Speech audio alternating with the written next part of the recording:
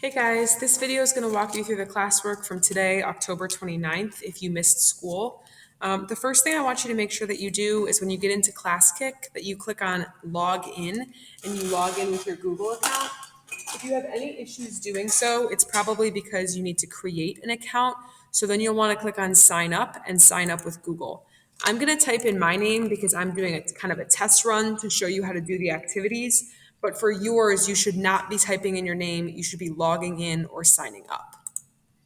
The first thing we did during class today was Foundations Quiz 3. Foundations Quiz 3 is on slide 1. Please pause this video and complete Foundations Quiz 3. Once you finish Foundations Quiz 3, I'm going to have you go ahead and skip to slide 5. I'm going to walk you through the two most important activities from class today. The first thing we did was a notice and wonder about concentric circles. I want you to just go ahead and take a look at this grid and give me a full sentence. What do you notice and what do you wonder? If you haven't answered 2.1 yet, make sure to pause the video and complete slide 5. On slide 6, we looked at our first dilation.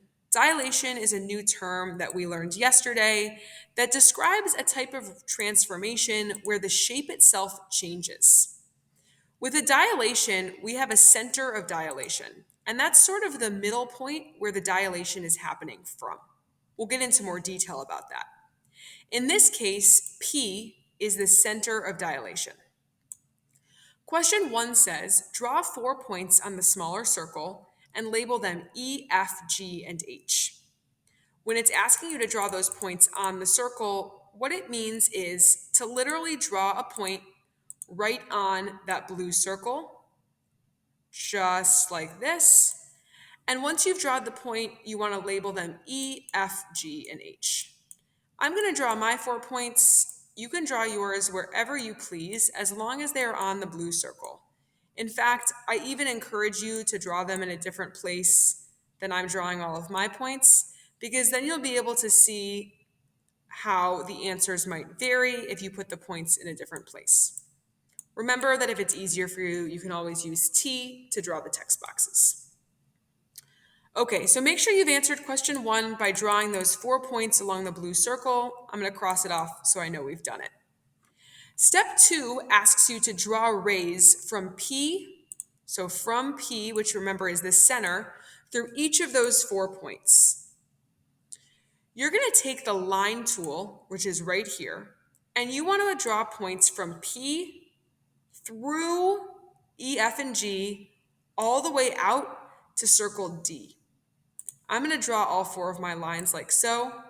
If you need to pause the video to draw your lines, please do so now. You should end up with 4 line segments that start at P and end up touching the end of the circle.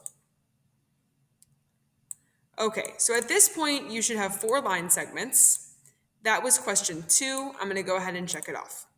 Remember, you can always pause the video if you need more time to write. Question 3 says, label the points where the rays meet the larger circle. G prime, for example, would be where my ray from P through G to G prime goes from the center to circle 1 to circle 2, or circle C to circle D. Then I have F prime right here, and then I've got E prime right here, and finally I have H prime. Now, I know that I am moving from my center of dilation P through my points E, F, G, and H to my outer circle E prime, F prime, G prime, and H prime.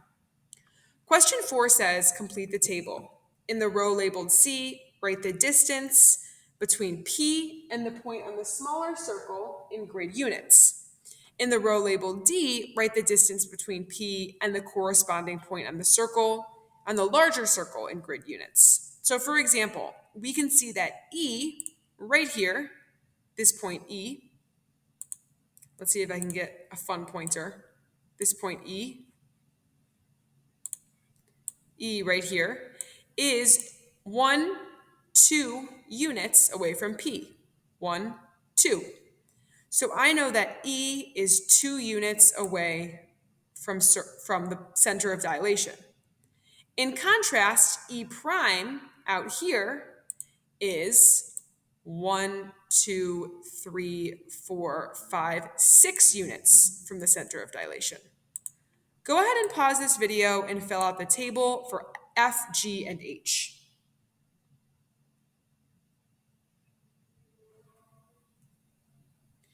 You should have noticed that all of the points are the same distance from each of the circles, 2 units and 6 units. The reason this is true is because any point on the circle C, the blue circle, is 2 units away from the center of dilation P.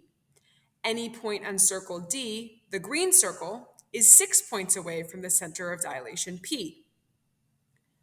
Question 5 asks, the center of dilation is point P. What is the scale factor that takes the smaller circle to the larger circle? The scale factor in this case is 3.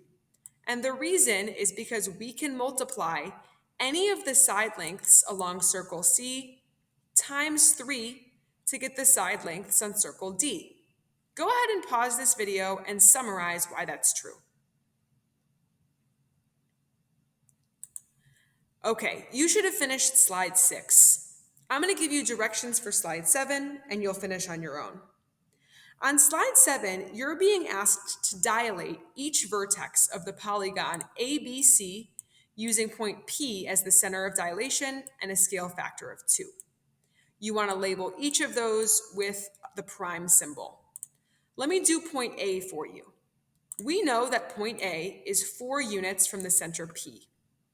That means that the dilation of a scale factor of 2 is going to be 8 units away from the center P because we doubled the distance. That means that I'm going to draw my point A prime right here. 8 units, from the center P.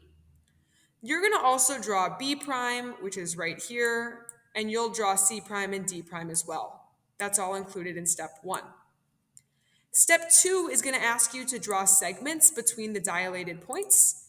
And I just want to make sure you know that that means drawing segments between A prime, B prime, and you'll have C prime and D prime as well. You should end up with a complete shape. If you have questions about slide 7 or anything else in this video, don't forget to send me an email. You can stop on slide 7 and you'll be caught up for Monday.